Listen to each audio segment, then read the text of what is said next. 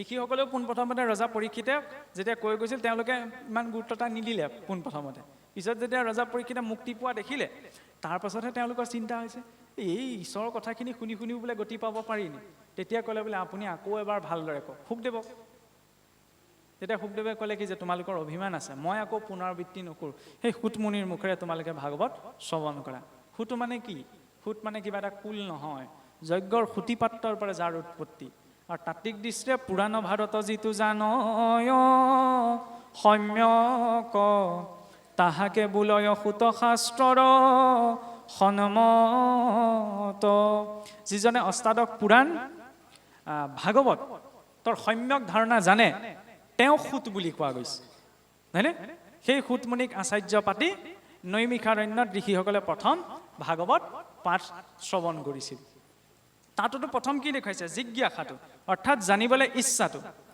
জানিবলৈ ইচ্ছা কৰিছিল কাৰণে পালে। গতিকে গুৰুৰ ওচৰলৈ প্ৰথম জিজ্ঞাসাটো লৈ যাব লাগে, নহয়নে? জিজ্ঞাসাটোলৈ আশ্ৰয়। ব্যাস নাৰদৰ সংবাদৰ জৰিয়তে কি দেখালে? আশ্ৰয়। ব্যাসদেৱ জ্ঞানৰ চৰম সীমাত আছে। নাৰদদেৱে যেতিয়া ক'ব পাৰিলে আপুনি মোৰ ভুল ধৰিবলৈ আহিছে, মই ইমান সোপা পুৰাণ লিখিলোঁ, আপুনি কেইখন লিখিছে? আমি মানুহ হোৱাহেঁতেন ক'লোহেঁতেন, আমি সহজে এৰিলোঁ। কিন্তু তৎমুহূৰ্ততে ত্যাগ, সেইটো হৈছে বৈৰাগ্য। 5 বছৰে মোৰ মনত এটা ধাৰণা আছিল, 5 বছৰৰ পাছত মই বুজিলোঁ যে মই ভাবি থকা কথাটো ভুল। আৰু যেতিয়া ভুল বুলি মই ভাবিলোঁ তৎমুহূৰ্ততে তাক আগ পিছ একো চিন্তা নকৰাকৈ ত্যাগ। সেই ত্যাগটো হৈছে বৈৰাগ্য। আৰু সেই ত্যাগত বিশ্বাসটো লাগে। বিশ্বাসৰ বাবে নাৰদদেৱৰ উপৰি জন্মৰ কথা। কিমান হায়াৰ পষ্টিং পাই গ'ল হৰিভক্তি কৰি। আমি সংসাৰত পষ্টিং পালে ইমান চেষ্টা কৰি, নাৰদদেৱে হৰিভক্তি কৰি বৈকুণ্ঠ পষ্টিং পাই গ'ল। পূৰ্ব জন্মত দাসী পুত্ৰহে আছিল, ভক্ত সংগত থাকিবলৈ ইমান শ্ৰেষ্ঠ স্থান পাই গ'ল। কিন্তু সেই বুলি এতিয়া ভক্তি মাৰ্গত যালে নাৰদদেৱে ইমান শ্ৰেষ্ঠ স্থান পালে, ঢেৰ কিবা কিবি পোৱা যায়, এই ভাৱনাটোত যদি আগবঢ়া যায় গতিটো অশ্বত্থামাৰ নিচিনা হয়। সেইবাবে ব্যাস নাৰদৰ কথা কৈ কৈ অশ্বত্থামা প্ৰসংগ পালেগৈ। কিয়? অশ্বত্থামাই ভাবিলে কি পাণ্ডৱৰ বিৰুদ্ধে যুঁজ আৰম্ভ কৰিছে, পাণ্ডৱৰ গোটেই বংশটো যদি মই নষ্ট কৰি পেলাওঁ, সমস্যাটো সিমানতে শেষ। দুৰ্যোধনে মোক ভাল পাব, ঢেৰ ধন সম্পত্তি ঢেৰ দিব। এই পুৱাৰ ভাৱনা যে মূৰটোত সোমাই গ'ল, সেইকাৰণে আই দ্ৰৌপদীৰ শুই থকা 5জন পুত্ৰক হত্যা কৰিবলৈও ভয় নকৰিলে, হয়নে? সেইকাৰণে ধৰ্ম মাৰ্গত কেতিয়াও পুৱাৰ ভাৱনা লৈ নহয়। পুৱাৰ ভাৱনাটো যদি মনলৈ গুচি আহে তেতিয়া ভ্ৰষ্ট হোৱাৰ সম্ভাৱনা বহুত বেছি থাকে। তেতিয়াহ'লে কেনে ভাৱ লাগিব? এই আই দ্ৰৌপদীৰ দৰে, যে নিজৰ হত্যা কৰা, নিজৰ 5জন পুত্ৰক হত্যা কৰা সেই অশ্বত্থামাকো ক্ষমা কৰি দিলে। কি বুলি বুলিব? মই যদি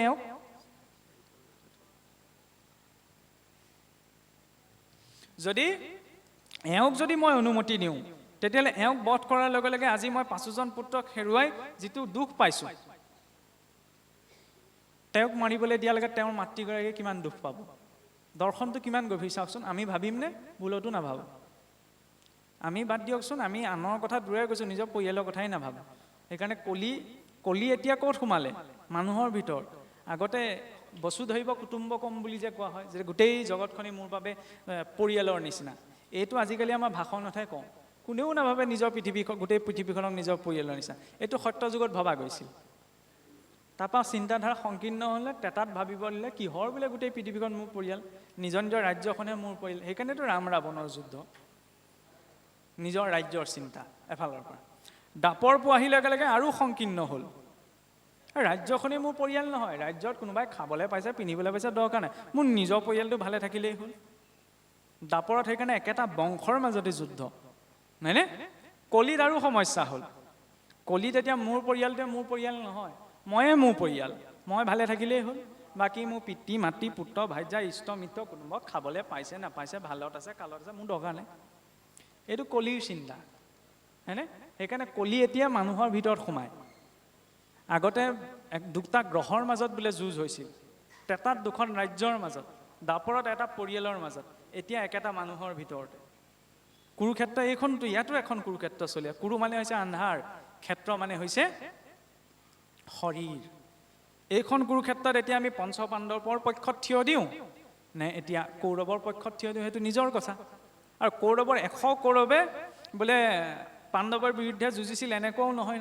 শাস্ত্ৰ অবিহিত কৰ্ম কৰিলে, জীৱই আৰু ধৰ্মৰ পক্ষত থাকিলেও মুক্তি নাপায়, তাৰ প্ৰমাণ এই প্ৰসংগতে আহে। 100 জন কৌৰৱৰ ভিতৰত এজন এনেকুৱা কৌৰৱ আছিল যি পাণ্ডৱৰ হৈ যুঁজিছিল। 99 জন কৌৰৱ বিৰোধী আছিল, কিন্তু এজন কৌৰৱে পঞ্চ পাণ্ডৱৰ হৈ মহাভাৰতৰ যুঁজত যুঁজিছিল।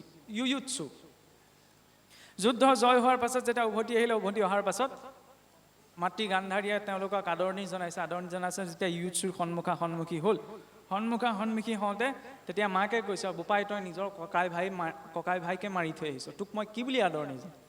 মাতৃগৰাকী এনেদৰে কৰুণ প্ৰসংগ এটা চলিল। এই প্ৰসংগটো ইমান কৰুণতাই ক'লে, ইউয়ুৎসুৰ মনত ইমান বেয়াকৈ লাগিলে যে তেওঁ কি হ'ল, দুদিনৰ পাছতে তেওঁ আত্মহত্যা কৰিলে। আত্মহত্যা কৰিলত তেওঁ প্ৰেত জুনি পালে। তেতিয়া পঞ্চপাণ্ডৱে ক'লে যে প্ৰভু, ইউয়ুৎসুৱে গোটেই জীৱন ধৰ্মৰ পক্ষত থাকিলে, কিন্তু মনৰ আৱেগত তেওঁ আজি আত্মহত্যা কৰিলে, গতিকে তেওঁ প্ৰেত জুনি পাইছে, তেওঁক তুমি মুক্তি দিয়া। ঈশ্বৰে ক'লে বোলে মই নোৱাৰোঁ। আত্মহত্যা মহাপাপ বুলি এনেই কোৱা নাযায়। জীৱৰ এই শৰীৰটোৰ ওপৰত আমাৰ অধিকাৰ নাই, সোমোৱাৰটো অধিকাৰ নাই, নিজৰ ইচ্ছামতেতো সোমোৱা নাই। গতিকে ইয়াক নিজৰ ইচ্ছামতে বলপূৰ্বক ইয়াৰ পৰা উলিয়াৰ অধিকাৰো আমাৰ নাই। সেইবাবে আত্মহত্যাটোক আমাৰ পিতৃবধ, গোবধ, ব্ৰহ্মবধতকৈ ডাঙৰ পাপ বুলি কোৱা গৈছে। তাতোতকৈ আৰু ডাঙৰ পাপ নাই, জীৱই মুক্তি নাপায়, হয়নে? গতিকে শাস্ত্ৰ অবিহিত কৰ্ম কৰাৰ লগে লগে যেতিয়া ইউয়ুৎসুক ভগৱান কৃষ্ণই মুক্তি নিদিওঁ বুলি কৈ দিলে, কম ডাঙৰ কথা নে? তেওঁতো গোটেই জীৱন ধৰ্মৰ পক্ষতেই থাকিলে, হয়নে? ধৰ্মৰ পক্ষত থকাটোৱে ডাঙৰ কথা নহয়। আৱেগক প্ৰশ্ৰয় দি যাতে অধৰ্মটো কৰি নেপেলাওঁ, সেইটো আচল কথা। এই ভাৱটো অহাৰ পাছতে দেৱী কুন্তীৰ দৰে স্থিতি মনলৈ আহিব। তেতিয়াহে আমি ঈশ্বৰৰ পৰা বিপদো বিচাৰিব পৰা হ'ম। নহ'লে আমি কুন্তীৰ দৰে স্তুতি কৰিব নোৱাৰোঁ। আমি কোনেও জীৱনত বিপদ নিবিচাৰোঁ, কিন্তু আচল লাভ সেইখিনিতে আছে। কষ্টত থাকিলে তেওঁ চিন্তন হৈ থাকিব, তেতিয়া ভীষ্মৰ দৰে গতি। নহ'লে কোনোবা মানুহ মৰিলে মুখ্য উৎসৱ বুলি কয় জানো? পিতামহ ভীষ্মৰ মৃত্যুটোক মুখ্য উৎসৱ বুলি কৈছে। মানুহ মৰিলে উৎসৱ পাতে জানো? নহয়। মৃত্যুটোক যিজনে জয় কৰিব পাৰে, তেওঁৰ মৃত্যুটো মুক্তিলৈ ৰূপান্তৰ হয়, সেইটো হৈছে উৎসৱ। ভাগৱতে ব্যক্তিজনে কেনেকৈ মৃত্যুক প্ৰাপ্ত কৰিব সেইটোহে দেখুৱায়, অইন একো দেখুওৱা নাই। মৃত্যু যেতিয়াই আহে সেইখিনি সময়ত যাতে প্ৰস্তুত হৈ থাকে তেওঁ সকলো ফালৰ পৰা, হয়নে? আনন্দ মনেৰে যাতে তেওঁ শৰীৰটো এৰিব পাৰে। ভাগৱতে তেনেকুৱা এটা মেণ্টেলিটি বিকাশ কৰে। সেইবাবে কোৱা হয় ভাগৱতৰ মাৰ্গত অভয় ব্ৰহ্মৰ আশ্ৰয়, য'ত নিৰ্ভয় হোৱা যায়। কিন্তু তাতো সতৰ্কতা লাগিব। সতৰ্কতাৰ বাবেইতো মহাৰাজ পৰীক্ষিতৰ দ্বাৰা কলিৰ স্থান নিৰূপণ। কলিনো ক'ত আছে? যুগটোহে কলি, কিন্তু এই কলি যুগতো যদি আমি শুদ্ধ সাত্বিকতাৰ এটা জীৱন যাপন কৰোঁ, তেতিয়াও আমি সত্য লোকৰ দৰে জীৱন যাপন কৰিব পাৰোঁ। দ্বাদশত এইটো প্ৰসংগ আহে নহয়। কলি মানে গুণময় ন, বেয়া স্থানকেইটা ক'ত দিলে সেইটো সকলোৱে জানে। আৰু অৱশ্যে এইকেইটা কথা মই এইকাৰণেই নকওঁ, কাৰণ এইকেইটা বিষয়ে যাৰ বিষয়ে কোৱা হৈছে তেওঁলোক ইয়াত উপস্থিত নাই। ইয়াততো যোৱা খেলা মানুহ নামঘৰলৈ অহা নাই। যিকেইজনে যোৱা খেলে সেইকেইজন নামঘৰলৈ নাহে, আহে জানে? সেইকাৰণে এইকেইটা কথা মই ইয়াত কৈ লাভ নাই আৰু নকওঁ। আৰু চাবলৈ গ'লে চাবচোন, মানৱ সভ্যতাটোৰ গোটেই এইটো ভ্ৰমতেই আছে। বাহিৰলৈ আপুনি ওলাই যাওকচোন, ডাঙৰ ডাঙৰ গুটখা পেকেট, ডাঙৰ ডাঙৰ মদৰ বটলৰ এডভাৰটাইজে দেখিব, ভাল বস্তু এটা এডভাৰটাইজ নেদেখে। গাঁৱৰ নপঢ়া নুশুনা অলগদ্ধ মানুহজনে লগাইছেগৈ নি? শিক্ষিত মানুহে লগাইছে, হয়নে? যিটো বস্তু খালে মানুহৰ চেতনা নষ্ট হয়, আজিকালি সেইবিলাকৰে প্ৰচলন বেছি। খোৱা নোখোৱালৈ মই মত দিবলৈ নাযাওঁ, নিজৰ ইচ্ছাৰ কথা। ঈশ্বৰে ইমান ভাল মেচিন এটা দিছে, ইয়াত ভাল বস্তু পেলাব লাগে, বেয়া বস্তু কিয় পেলাব লাগিছে, হয়নে? খোৱা বস্তুখিনি হজম হ'বলৈ এইখিনি দিছেই, তাৰ ওপৰত যদি আকৌ এচিড ঢালিছেগৈ। নহ'লে আধুনিক শিক্ষাৰে শিক্ষিত হৈ ধোঁৱা নোলোৱা মেচিনটোৰ পৰা ধোঁৱা উলিয়াবলৈ বেছি সময় নালাগে নহয়। আজিকালিতো বিজ্ঞানীবিলাকো লাগি আছে আৰু চেষ্টা কৰিছে, হোৱাগৈ নাই ধোঁৱা নোলোৱা কল কাৰখানা যাতে বনায়। শিক্ষিত হৈ পেলাই আকৌ এইফালে ধোঁৱা উলিয়াই থাকে, কিটো থাকিলেগৈ? পৰীক্ষিতে বহুত ভাবি চিন্তি এইবিলাক স্থানত কলিক থাকিবলৈ, তাৰপৰা কি দেখুৱাইছে? এইবিলাক বেয়া গুণ, বেয়া স্থান। তালৈ গ'লে মানুহৰ স্বভাৱ চৰিত্ৰ অৱক্ষয় ঘটে, নহয়নে? যোৱা পাখা, মদ্যপান, পৰস্ত্ৰীসংগ, পানী হিংসা, সীমা, সোণ টুকুৰা খাবলৈও কামত নাহে, ঔষধতো কামত নাহে। কিন্তু আপোনাৰ ককাই ভাইৰ মাজত, স্ত্ৰী বোৱাৰীৰ মাজতো কেতিয়াবা সোণ টুকুৰাক লৈ দন হয়, নহয়নে? শৰীৰটোতো ইয়াতে পৰি থাকিব, যি পাইছে তাতে তৃপ্ত থাকিব লাগে। সেইবিলাক লৈ নিজৰ সম্পৰ্কৰ মাজত কিয় বিভেদ আনিব লাগিছে? গতিকে জীৱনত অন্ততঃ ভক্তি কৰিবলৈ হ'লে এইটো সতৰ্কতা লাগে, যাতে এইখিনিৰ প্ৰভাৱত পৰি পেলাই মই নিজকে ভ্ৰষ্ট কৰি নেপেলাওঁ। আৰু কলিৰ প্ৰভাৱত পৰিলে গতিটো কি হয়? স্বয়ং প্ৰমাণ মহাৰাজ পৰীক্ষিত নিজেই, নহয়নে? মহাৰাজ পৰীক্ষিতে সেই জৰাসন্ধৰ মুকুটটো পিন্ধাৰ কাৰণে ইমানখন অধোগতি হ'বলৈ পালে। নহ'লেতো সমস্যা নাহেই। আৰু সেই পৰীক্ষিতে যেতিয়া অভিশপ্ত হৈছে 7 দিনৰ বাবে, 7টা দিনৰ বাবে আমিও অভিশপ্ত হৈ আছোঁ। কাৰণ আমাৰ জন্ম 7টা দিনতেই হৈছে আৰু মৃত্যু 7টা দিনতেই হ'ব, হয়নে? এই 7টা দিনৰ ব্যতিৰেকে আমি জন্ম লোৱাও সম্ভৱ নহয়, 7টা দিনৰ ব্যতিৰেকে আমাৰ মৃত্যুও সম্ভৱ। গতিকে থকা সময়কণ শুদ্ধ সাত্বিকতা আৰু ভালৰ মাজত পাৰ কৰিব লাগে। আৰু এইখিনি ধাৰা ব্যক্তিজনক কি কৰে? বিনয়ী কৰে। বিদ্যা দদাতি বিনয়ম, বিনয়ম দদাতি পাত্ৰম। তাৰ পাছতহে ভাগৱত ধৰ্মৰ কথা 2য় স্কন্ধত আৰম্ভ হৈছে, হয়নে? ভাগৱত ধৰ্ম মানেনো কি? আমি কৈ থাকোঁ না, আমি ভাগৱত ধৰ্ম পালন কৰিছোঁ, ভাগৱত ধৰ্ম পালন কৰিছোঁ। নামঘৰলৈ অহা, ধৰি লওক ঈশ্বৰৰ নাম লোৱা, এই ভাগৱত ধৰ্ম নহয়। পৰৰ ধৰ্মক নিহিংসিবা কদাচিত, যিটো আমাৰ ভাগৱত ব্যাখ্যাৰ মাজেদি খুব হৈ থাকে, পৰধৰ্মৰ নিন্দা, হয়নে? যিটো হ'ব নালাগে। এনে যি স্থানত নিন্দা আছে সেই স্থানত ভাগৱতৰ ভটো নাই বুলি জানিব। কোনেও কাকো আমি ধৰ্মৰ পথ দিবলৈ অধিকাৰ দিয়া নাই। ঈশ্বৰে জানে নহয়, যাৰ চেতনা যেনেকৈ আছে তেওঁ তেনেকৈ আগবাঢ়িব। ভাগৱতেও সেই সিদ্ধান্ত দিয়া নাই। ৰজা পৰীক্ষিতক যেতিয়া 12 স্কন্ধ ভাগৱত শুকদেৱে কৈ শুনালে, তাৰপিছত শুকদেৱে কি ক'লে? এতিয়া তোমাৰ ইচ্ছা, তুমি যি কৰা।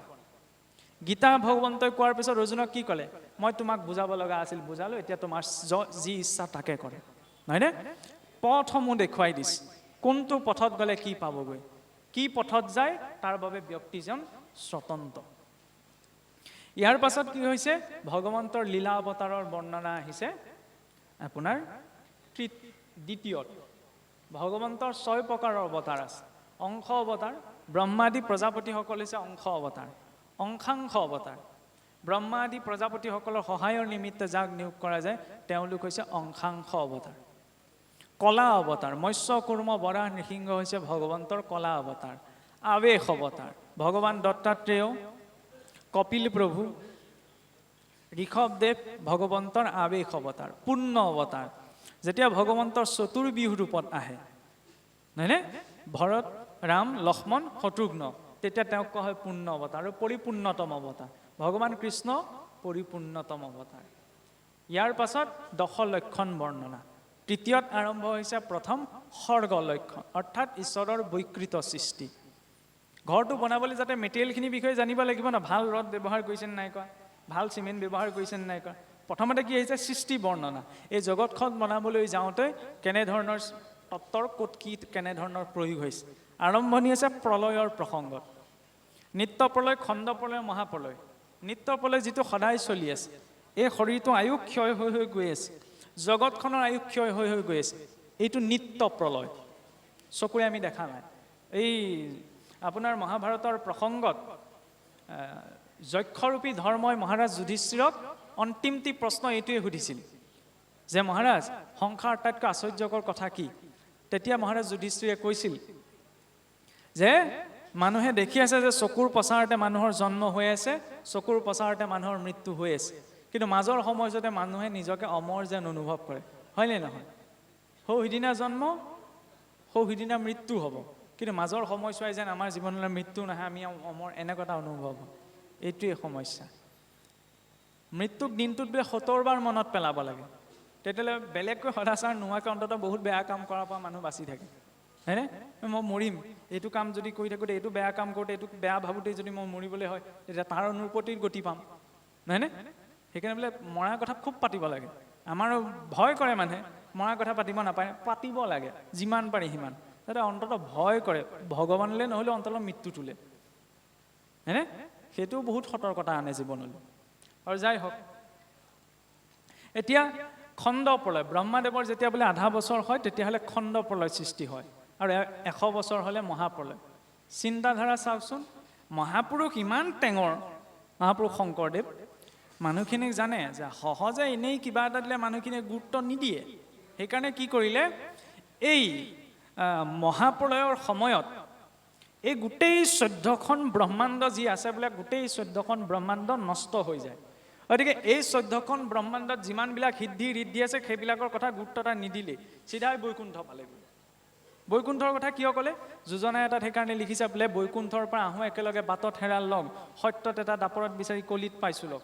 আহোঁতে বোলে বৈকুণ্ঠৰ পৰা একেলগে আহিছিলোঁ, বাটত লগ হেৰাই থাকিল, কৰ্ম সংস্কাৰবিলাক বেলেগ বেলেগ হ'ল সত্যত এটা দাপৰতো বিচাৰি নাপালোঁ এতিয়া কলিত ঈশ্বৰৰ ভক্ত ৰূপত লগ পাইছোঁ তাত এটা দৰ্শন আছে এই শৰীৰটোত থকা প্ৰত্যেক জীৱ আদিতে গোলোক নিবাসী আছিল গোলোক কোনখন এই হাতখনলৈপি আসনখনৰ ওপৰত যিটো আমহি ঘৰ দেখুওৱা যায় সেই আমহি ঘৰটোৱে হৈছে গোলোক বৈকুণ্ঠ বৈকুণ্ঠৰ 7টি খলব আছে হয়নে 7টি স্তৰ এইখন ব্ৰহ্মাণ্ড ক'ত আছে আজি মহাকাশ বিজ্ঞানে ইমান গভীৰ চিন্তা কৰিব পৰা নাই 14খন ব্ৰহ্মাণ্ডৰ বাহিৰৰ এখন ব্ৰহ্মাণ্ডৰ আৰ্হি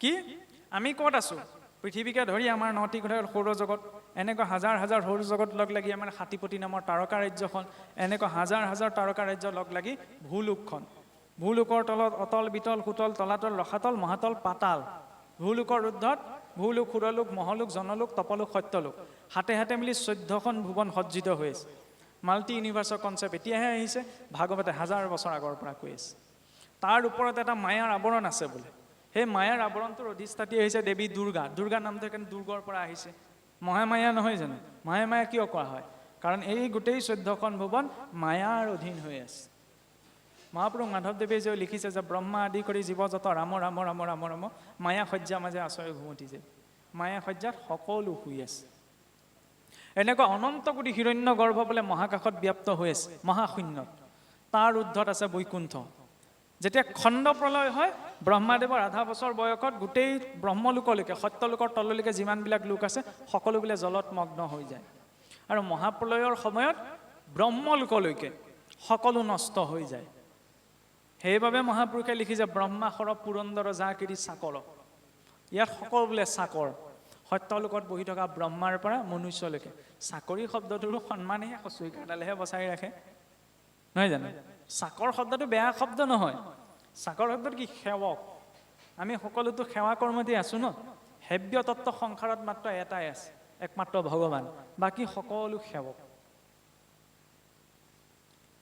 সেৱকজনৰ দায়িত্ব মালিকৰ নীতি নিৰ্দেশনা মতে চলাটো সেইকাৰণে দৰমহাটো দিয়া যায় নহয়নে আমাকো যে উশাহ নিশাহৰ দৰমহাটো ঈশ্বৰে দি আছে তাৰ দায়িত্ব হৈছে কি ঈশ্বৰ সেৱাৰ সৈতে জড়িত হোৱা ঈশ্বৰৰ সেৱা মানে কেৱল চাকি গছ জ্বলোৱা ধূপ গছ জ্বলোৱাটো কথাই মই ক'ব বিচৰা নাই যাৰ জীৱনত যি দায়িত্ব আছে এই দায়িত্বখিনি যদি নিষ্ঠাৰে পালন হৈছে সেয়াও ঈশ্বৰৰ সেৱা ঈশ্বৰে দিলে কাৰণে কৰিবলৈ পালে ঈশ্বৰে নিদিয়াহেঁতেন কৰিব পালেহেঁতেন জানো নাই পোৱা ধৰ্ম তাতো আছে অৰ্জুনৰ বাবে যুদ্ধই ধৰ্ম আছিল সেইবাবে তেওঁ তেনেকেই গতি পালে যাৰ যি কৰ্ম এতিয়া এই কথা ক'বলৈ যাওঁতে চাওকচোন যেতিয়া মহাপ্ৰলয় হয় মহাপ্ৰলয়ৰ সময়ত বোলে অনন্ত দেৱৰ মুখৰ পৰা অগ্নি প্ৰকট হয় অগ্নিয়ে কি কৰে জলত প্ৰৱেশ কৰে জল আকৌ বায়ু আকাশত আকাশ প্ৰকৃতি আকৌ পুনৰ নাৰায়ণ খেৰৰ দম এটা জ্বলাই দিলে কি হয় সৰু হৈ নাযায় জানো মানুহৰ অন্তিম সংস্কাৰ সেইকাৰণে অগ্নিতেই হয় আৰু সেই জ্বলি যোৱা ছাইখিনিৰ ওপৰত যদি পানী ঢালি দিওঁ আৰু সংকোচন হৈ আহিব নাই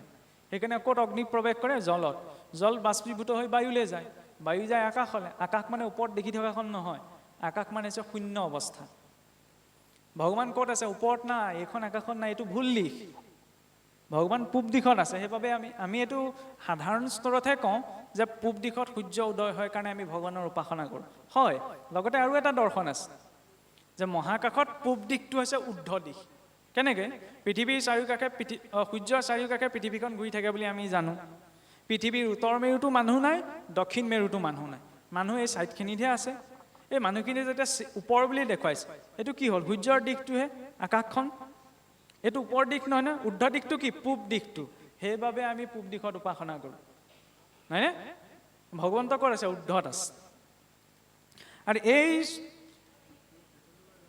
আকাশ পুনৰ প্ৰৱেশ কৰে প্ৰকৃতিক পুনৰ নাৰায়ণে গ্ৰহণ কৰে তেতিয়া যোগ নিদ্ৰাত বোলে ভগৱন্ত একমাত্ৰ বৰ্তি থাকে স্থল বায়ু আকাশ একো নাথাকে মাতৃগৰ্ভতো ঠিক একেই অৱস্থা যেতিয়ালৈকে ভ্ৰূণ বিকাশ নাপায় তেতিয়ালৈকে পুৰুষৰ বীৰ্যৰ স্থিৰ সেই 5 দিনলৈকে জলৰ বুদবুদনিৰ নিচিনা এটা অব্যক্ত অৱস্থা প্ৰাপ্ত হৈ থাকে তাৰপিছত সংকল্প ল'লেহে তাত সৃষ্টি বিকাশ পায় নহয়নে আৰু সেই সৃষ্টি বিকাশ হ'বলৈ যাওঁতে কিটো ক্ৰমত হৈছে নাৰায়ণে যেতিয়া পোনপ্ৰথম সংকল্প কৰি প্ৰকৃতিক প্ৰকট কৰিছে প্ৰকৃতিৰ পৰা এই অলপ আগত যি প্ৰসংগ ওলাইছিল যে সাত্বিক অহংকাৰৰ পৰা 14জন দেৱতা ৰজোগুণৰ পৰা এই একাদশ ইন্দ্ৰিয় তমোগুণৰ পৰা পঞ্চ তন্মাত্ৰ আৰু পঞ্চ মহাভূত নহয়নে এইসমূহ প্ৰকট হয় আৰু তাৰ আধাৰতে ভৌতিক শৰীৰ ভৌতিক জগতখন নিৰ্মাণ হয় কিন্তু এই ভৌতিক জগতখন অস্থায়ী।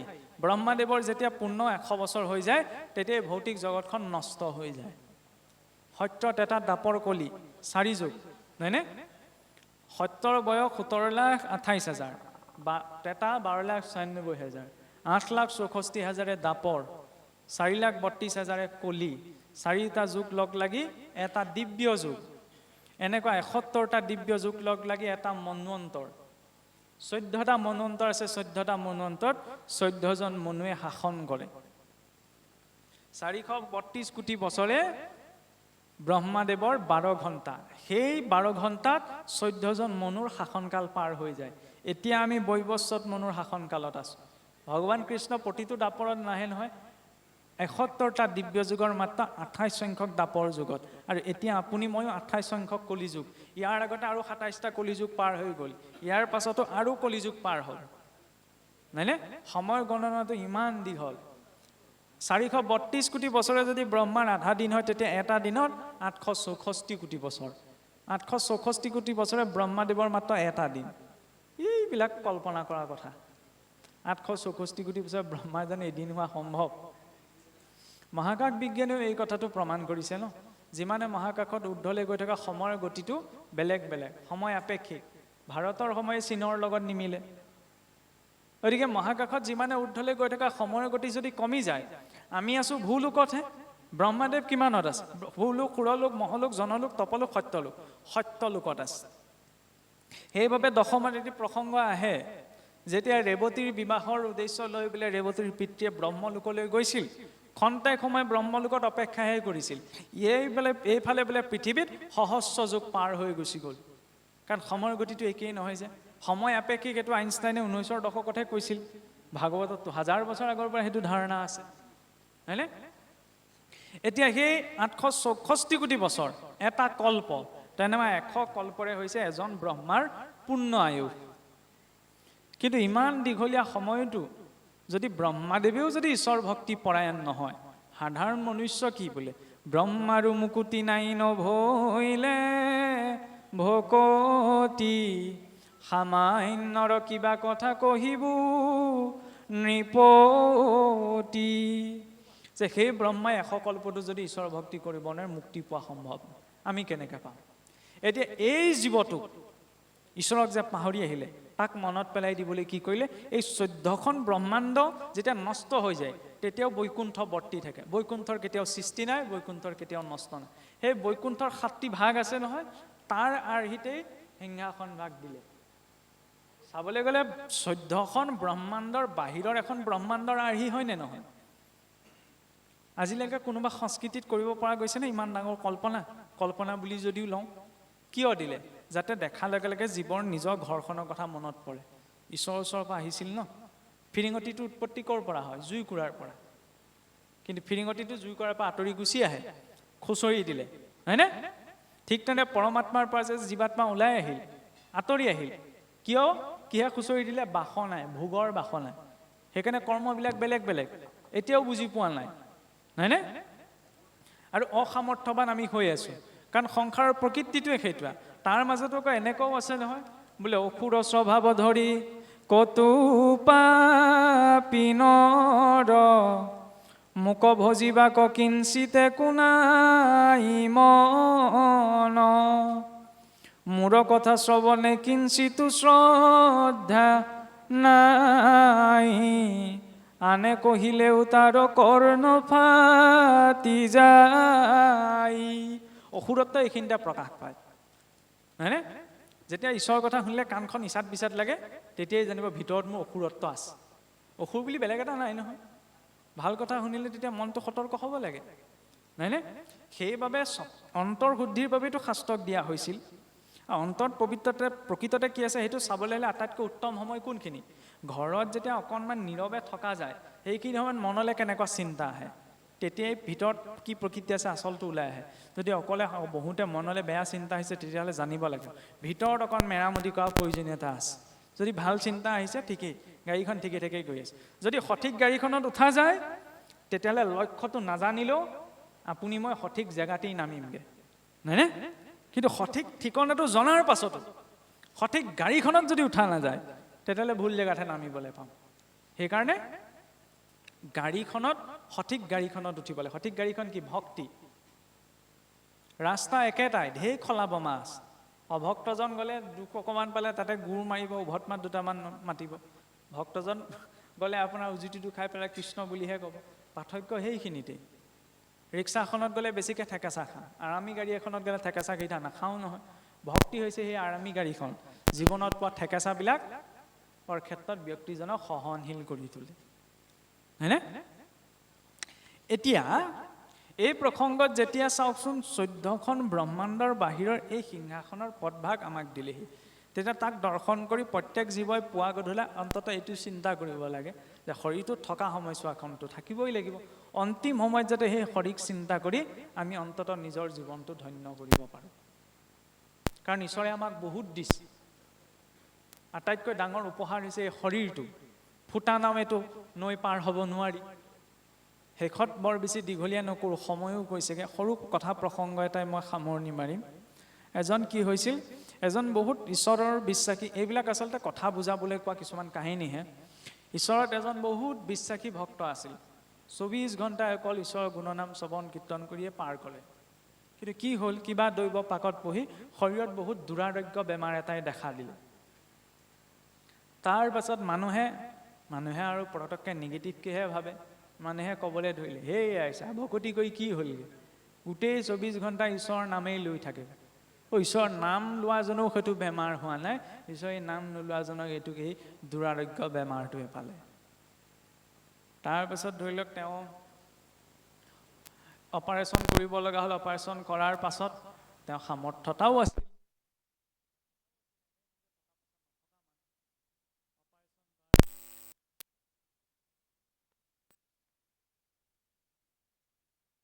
ভালে কুশলে নহয়নে?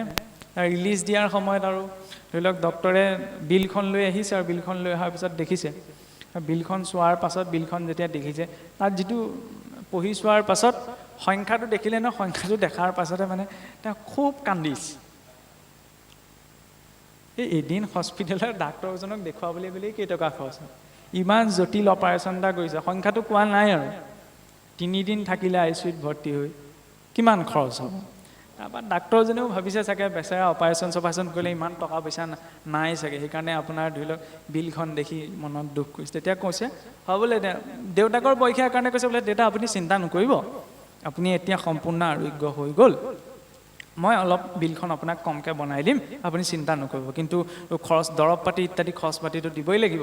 গতিকে তেতিয়া ডক্তৰজনলৈ চাই কৈছে, বোপাই মই বিলখন চাই পেলাই কনা নাই, বিলখনত থকা যিটো সংখ্যা লিখা আছে ইয়াতকৈ মই বেছিহে দিব পাৰিম।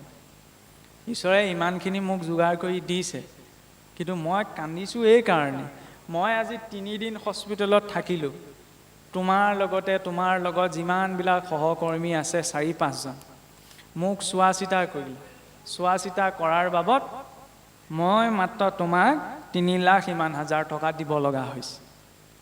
মই এইটো কথা ভাবিহে বেয়া লাগিছে যে জন্মৰ পৰা সেই প্ৰসৱ বেদনা সহি গৰ্ভক্লেশ ভুঞ্জি জন্ম হোৱাৰ পাছতো আজিলৈকে মই এই শৰীৰটোত সোমাই আছোঁ, এই শৰীৰটোত মই আৰামছে ভোগ কৰি থাকিবলৈ পাইছোঁ, কিন্তু ঈশ্বৰে তাৰ বাবদ মোৰ পৰা ফুটা কৰি এটাও লোৱা নাই।